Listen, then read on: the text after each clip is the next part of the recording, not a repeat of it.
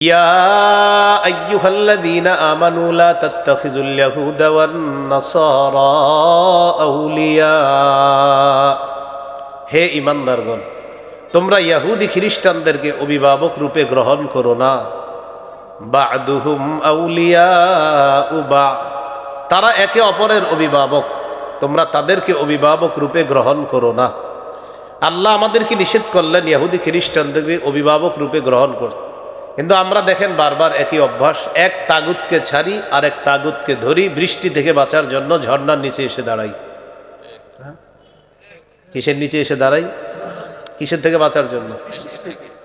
মানে বৃষ্টি, পানি, ঝর্ণার নিচে তো কি, এগুলা কি মধু? এক তাগুতকে ছেড়ে আমরা আরেক তাগুতকে যতদিন ধরবো ততদিন মুসলমান যারা, আমাদের ভাগ্য পরিবর্তন হবে না।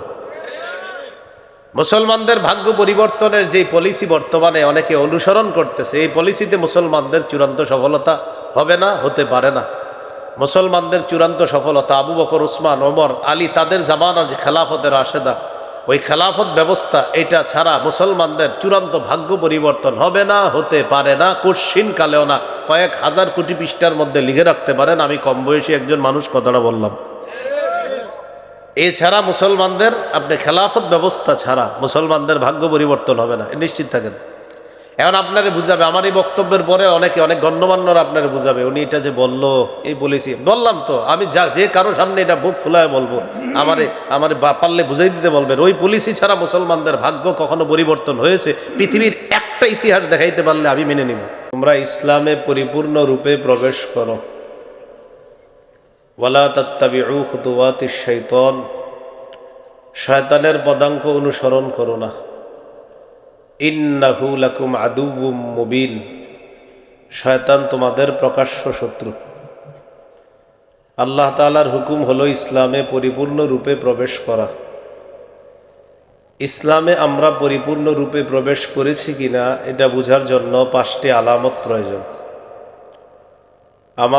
আমাদের মাঝে যদি 5টি আলামত দেখা যায়, তাহলে বোঝা যাবে আমরা ইসলামে পরিপূর্ণ রূপে প্রবেশ করেছি। কয় আলামত? 5টি। 1 নম্বর আত্মসমর্পণ, 2 নম্বর ইখলাস, 3 নম্বর বিশুদ্ধ আকীদা, 4 নম্বর উত্তম চরিত্র, 5 নম্বর লেনদেনে স্বচ্ছ থাকা। এই 5টি আলামত যদি পাওয়া যায়, তাহলে বোঝা যাবে ইসলামে পরিপূর্ণ রূপে আমরা প্রবেশ করার চেষ্টা করতেছি। ইসলামে পরিপূর্ণ রূপে প্রবেশ করার চেষ্টা আছে কিনা বোঝার জন্য প্রথম আলামত হলো আত্মসমর্পণ। আত্মসমর্পণ কাকে বলে? ইসলামের বাংলা অর্থ হলো আত্মসমর্পণ করা। এখানে আত্মসমর্পণ দ্বারা উদ্দেশ্য আল্লাহর সমস্ত হুকুম নিষেধগুলার সামনে নিজেকে সঁপে দেওয়া, মাথা নত করা, সন্দেহ ছাড়া মেনে নেওয়া, এই হলো আত্মসমর্পণ। সূরা বাকারা 131 এবং 132 নম্বর আয়াতে আল্লাহ তাআলা বলেন, ইয ক্বালা লাহু রাব্বুহু আসলিম ক্বালা আসলামতু লিরাব্বিল আলামিন। স্মরণ করুন ওই সময়কে যখন ইব্রাহিম আলাইহিস সালামের রব ইব্রাহিমকে বললেন, আপনি আত্মসমর্পণ করেন। ইব্রাহিম আলাইহিস সালাম বললেন, আমি বিশ্বজগতের রব আল্লাহর কাছে আত্মসমর্পণ করলাম। ওয়াওয়াসসা বিহা ইব্রাহিমু বানিহি ওয়া ইয়াকুব। ইব্রাহিম নবী, ইয়াকুব নবী তার সন্তানদেরকে ওসিয়ত করেছেন, ইয়া বানিয়া ইন্নাল্লাহা আসতাফা লাকুমুদ-দীন ফালা তামুতুন্না ইল্লা ওয়া আনতুম মুসলিমুন। হে আমার প্রিয় সন্তানেরা, তোমরা মুসলমান না হয়ে মরো না। আল্লাহ তোমাদের জন্য দ্বীনকে নির্বাচন করেছেন। আল্লাহ আমাদের জন্য দ্বীন নির্বাচন করেছেন। এই দ্বীন, এটা কি জিনিস? সূরা আলী ইমরানের 19 নম্বর আয়াতে আল্লাহ বলেন, ইন্নাদ-দীনা ইনদাল্লাহিল ইসলাম, নিশ্চয় আল্লাহর কাছে একমাত্র মনোনীত দ্বীন হলো ইসলাম। সূরা আলী ইমরানের 85 নম্বর আয়াতে আল্লাহ বলেন, وَمَن يَبْتَغِ غَيْرَ الْإِسْلَامِ دِينًا فَلَن يُقْبَلَ مِنْهُ। ইসলাম ছাড়া যে ব্যক্তি অন্য কোনো কিছুকে দিন হিসাবে গ্রহণ করে, ইসলাম ছাড়া অন্য কোনো কিছু তার কাছ থেকে লা ইউকবালা, এটা গ্রহণযোগ্য হবে না, এটা আল্লাহ তাআলা গ্রহণ করবেন না। ওয়া হুয়া ফিল আখিরাতি মিনাল খাসিরিন, সে আখেরাতে ক্ষতিগ্রস্তদের অন্তর্ভুক্ত হবে। বলি নাউজুবিল্লাহ। কি শিখলাম? আল্লাহর কাছে একমাত্র মনোনীত দিন হলো ইসলাম। ইসলাম মানে আত্মসমর্পণ করা, নারী পুরুষ সবাই আল্লাহর হুকুম নিষেধ এগুলার সামনে মাথা নত করা। পুরুষরা ইসলাম পালন করবে, এটা বাহ্যিকভাবে দেখা যাবে। সবাই আমরা বলি ঈমান আছে, কিন্তু ইসলাম আছে কিনা এটা বোঝা যাবে আপনি যখন আজান দিলে নামাজে যাবেন, বোঝা যাবে আপনি একজন মুসলমান। আপনি বাজার থেকে ব্যাগ নিয়ে আসতেছেন আসরের নামাজের পর, মাগরিবের আজান দিয়ে দিস, মসজিদের এক কোনায় ব্যাগটা রেখে আপনি মাগরিব পড়াটা, বোঝা যাবে আপনি একজন মুসলমান। তাহলে এটা হলো মুসলমানের পরিচয়। নারী যারা আছে তারা আল্লাহর আদেশ নিষেধগুলা মেনে নেওয়া। নারীর জন্য শ্রেষ্ঠ জায়গা হলো ঘর, তিনি ঘরে বসে পর্দা করা, প্রয়োজনে বের হওয়া পর্দার সহিত, এটা হলো নারীর ইসলাম। একটা মুসলিম মেয়ে রাস্তাঘাটে পর্দা করে চলাটাই তার মুসলমানের পরিচয়। আল্লাহ তাআলা বলেন, ওয়াকারনা ফি বুয়ুতিকুন্না ওয়ালা তাবাররাজনা তাবাররুজাল জাহিলিয়াতিল উলা। নবী আপনার বিবিদেরকে বলেন তোমরা ঘরে অবস্থান করো। ওয়ালা তাবাররাজনা তাবাররুজাল জাহিলিয়াতিল উলা, জাহিলি যুগের নারীদের মতো তোমরা রাস্তায় বের হও না। জাহিলি যুগের নারীরা তারা যখন রাস্তায় বের হতো, যে কাপড় পরিধান করত, কাপড়ের দুই পাশ থেকে তাদের শরীরের বিভিন্ন অঙ্গ দেখা যেত। নাউজুবিল্লাহ। আল্লাহ তাআলা বলেন, ওয়ালা তাবাররাজনা তাবাররুজাল জাহিলিয়াতিল উলা, তোমরা জাহিলি যুগের নারীদের মতো বের হও না। ওয়া আকিমনাস সালাতা ওয়া আতিনাজ যাকাহ, নামাজ কায়েম করো, যাকাত আদায় করো। ওয়া আতি'নাল্লাহা ওয়া রাসূলা, আল্লাহ এবং রসুলের আনুগত্য করো। নারীদের জন্য পর্দা করা, এটাই হলো নারীর সৌন্দর্যতা, এটাই তার ইসলাম প্রদর্শন করা। আল্লাহ তাআলা বলেন, ওয়া ইযা সাআলতুমুহুন্না মাতাআন ফাসআলুহুন্না মিন ওয়ারাই হিজাব। সাহাবায়ে কেরামকে লক্ষ্য করে আল্লাহ বলেন, তোমরা যখন নবীর স্ত্রীদের কাছে কিছু চাইবা, পর্দার আড়াল থেকে চাইবা। তো বলেন তো পর্দার আড়াল থেকে চাওয়া মানে কি? মা বোনরা, আম্মা জানরা পর্দার ভিতরে আছে আর মুখটা বের করে রাখছে, এমন বিষয়টা? তাহলে সম্পূর্ণ পর্দার এপাশে থাকবে সাহাবায়ে কেরাম, আম্মা জানরা থাকবে ভিতরে। এখান থেকে বোঝা যায় মেয়েরা মুখ ঢাকা লাগবে, না ঢাকলে তাদের পর্দা হবে না। নারীরা মুখ ঢাকতে হবে। কিছু মাহফিলের মধ্যে কিছু মা বোন প্রশ্ন পাঠায়, মেয়েদের কি মুখ ঢাকতে হবে? এটা ওই মা বোনরা পাঠায় যারা মুখ ঢাকে না।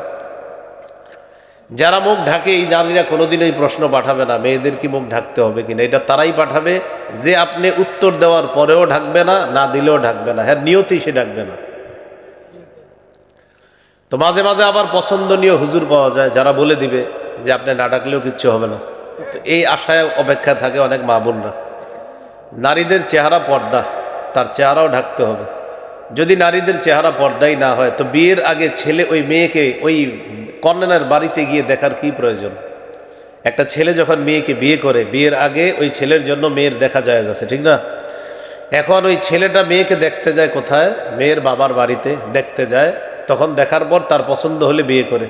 তো ওখানে গিয়ে দেখার কি দরকার? চেহারা যদি পর্দাই না হয়, চা দোকানের সামনে দিঘাবেল নিতে হয় না? তাহলে বলেন চেহারা পর্দা কিনা? চেহারা পর্দা। মা বোনরা চেহারা ঢাকবে, চেহারা ঢেকে রাখতে হবে তাদের চেহারা, এটা পর্দা। সারা দুনিয়ার অভিজ্ঞ ওলামায়ে কেরাম একমত, একদম সব মাযহাবের আলেমরা একমত, চেহারা ঢাকতে হবে।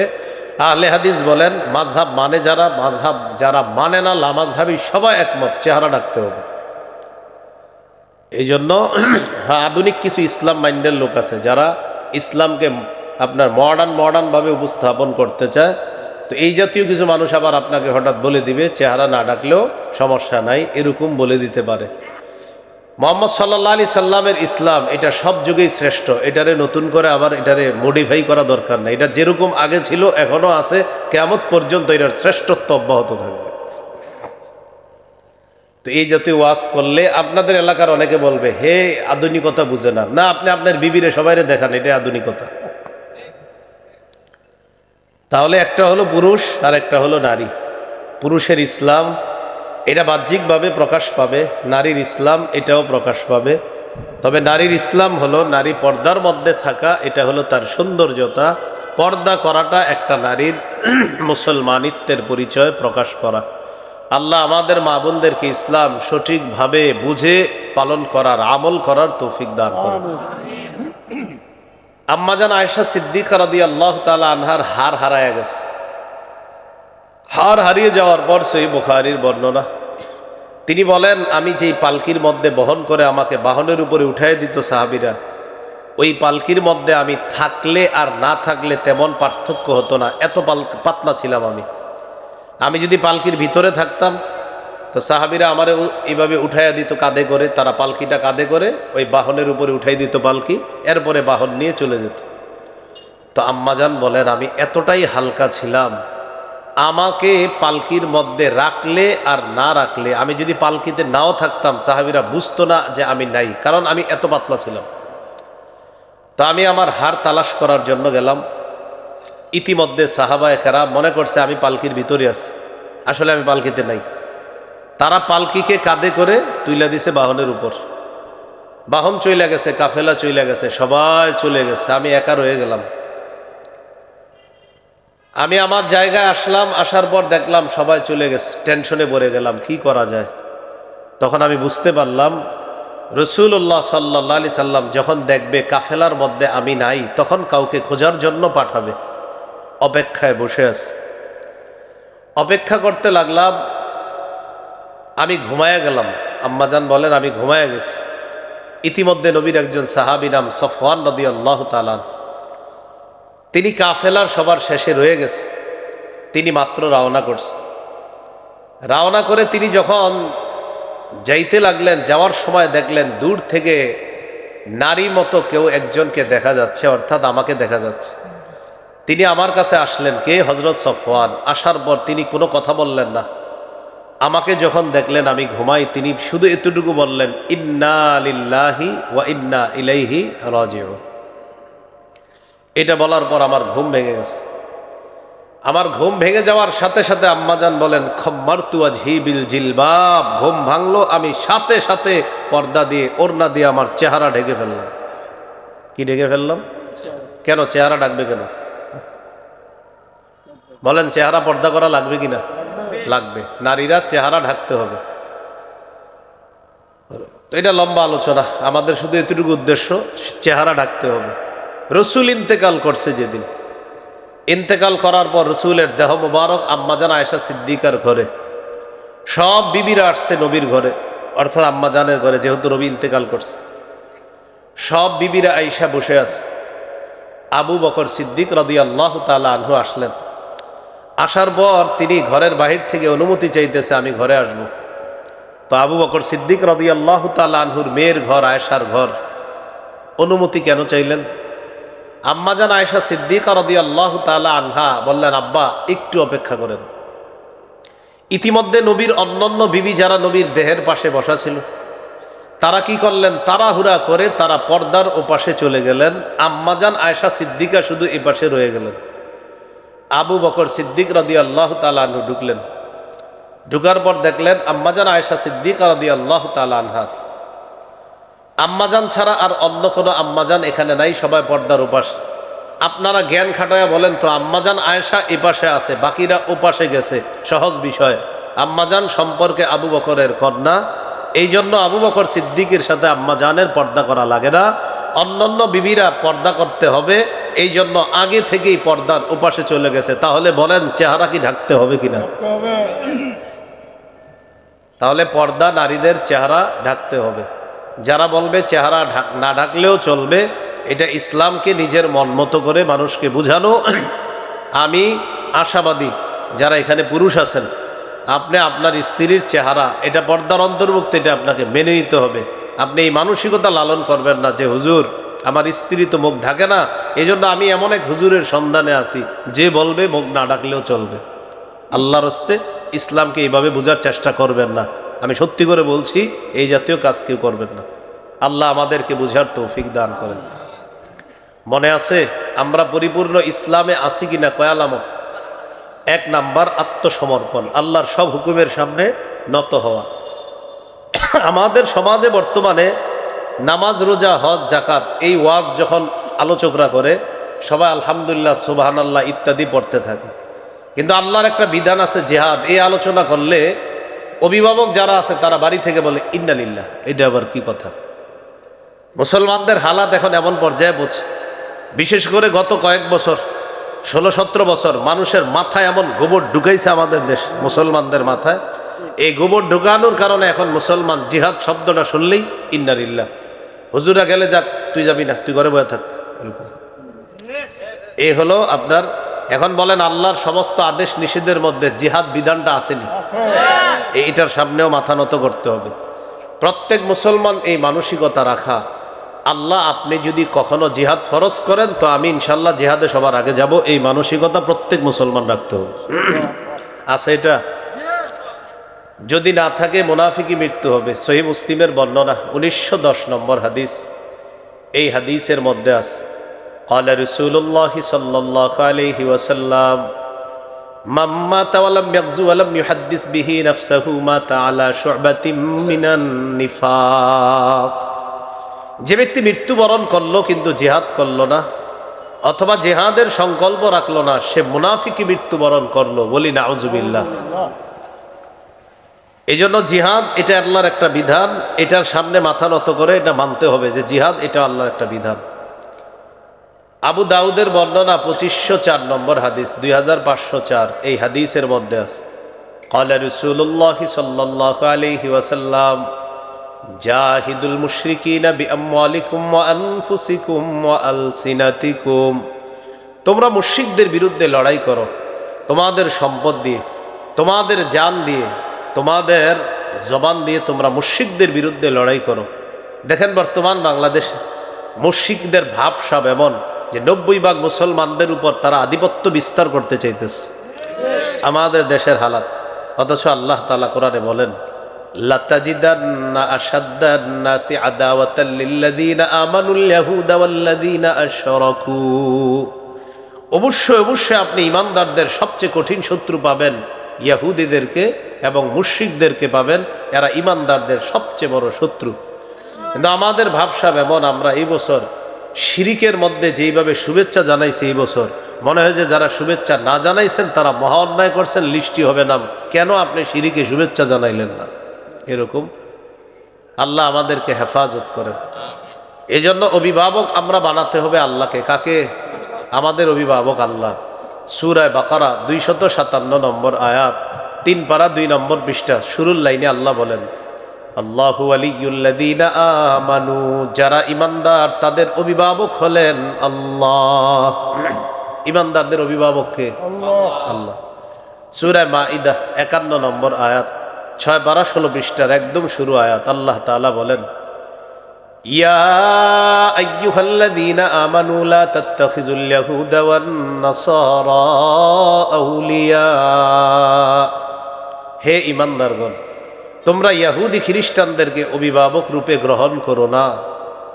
বা'দুহুম আউলিয়াউ বা'দ। তারা একে অপরের অভিভাবক, তোমরা তাদেরকে অভিভাবক রূপে গ্রহণ করো না।